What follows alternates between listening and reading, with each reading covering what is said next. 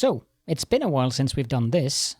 Welcome to an official invitation to a Eco community server, now that Eco has reached version 10. And I suppose I have to mention that I'm joined here by a certain heretic. Who's that? No. Yeah, it's you. Hello. So you... Eco 10. Yes, thank you. Eco 10 is out, and there are lots of new features. Boats is one of the most important ones, at least one of the ones that the community has been asking them to make for a very long time, especially with a world that often spawns that is, 30 or 40% water. So, in addition to adding boats, they've also made swimming much more expensive, so that you are encouraged strongly to use the boats. And there are other new features as well. A lot of those are specific to different professions. You'll find those as you play through the game. And there's also some new government features. We'll talk about those in a little bit. So, primarily, we usually don't do the politics stuff on our servers. And there's a good reason for that, because we tend to prefer cooperation. Our servers are about community.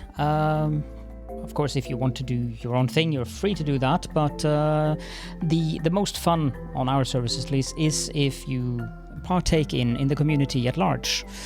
And should mention after that also that if you're new to the game, that's absolutely not... I'm kind of fascinated by that reindeer who has antlers looking like Christmas candy. I'm guessing that's a seasonal thing. Anyhow... Seasonal holiday. Yep, so it's a good idea to do the tutorials. The tutorials are actually quite good, I believe. Isn't that right, Wally? They are. They take you through a couple of different choices, I think, now, of different professions you can choose. Originally, they were just focused around wood cutting, but now I think you can choose even to follow a mining-based tutorial, too. Yeah, that's going to be helpful.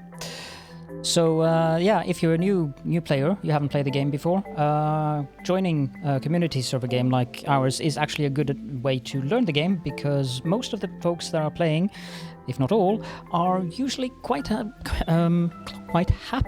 to help and to assist if you have questions and so forth. So, how about the world we're playing on, Wally? How about you tell us a little bit about that? So the world is a medium size. That's 1,000 by 1,000 blocks. So it's suitable for handling several dozen people, even if you're well spread out, as we encourage everyone to be. This lighthouse that we've been looking at is our bank and government center. There is a store in the wooden part here where you can purchase your currency from a token that you have in your inventory when you start. We are playing with a shared currency, and the reason we're doing that is because it makes certain things a little bit easier from the start. You don't have to worry about bartering and trading as much. You can just buy and sell. And we also start with a little bit of a government. We're not using the new settlement system because of this, because we'd like to have the government give a daily wage after a few days of play to active players. So if you are playing with us and you're active, you'll get a daily wage of the shared currency. And we encourage everyone to use that shared currency in their stores to make it easy for other people to buy things from you.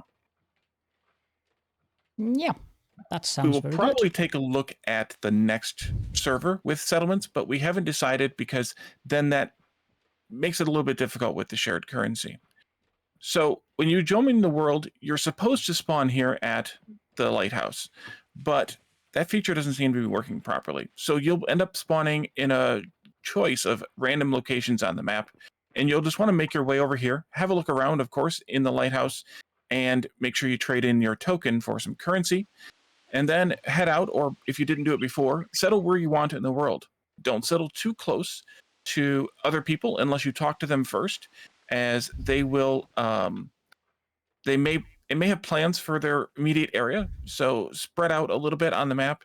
And if you want to settle in a specific spot and there's somebody kind of nearby, reach out to them and make sure that they are okay with and comfortable with you settling where you're thinking of settling.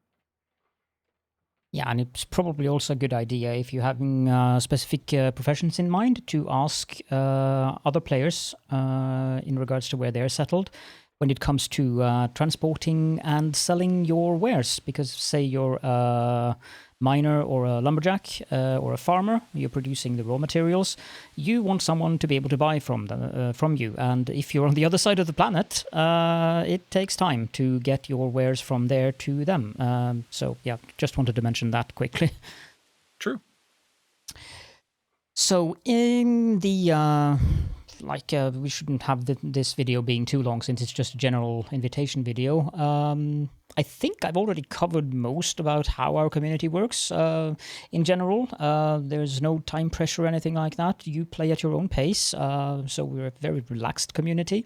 Our main focus is, of course, to have fun, and we also have players from basically most areas of the world.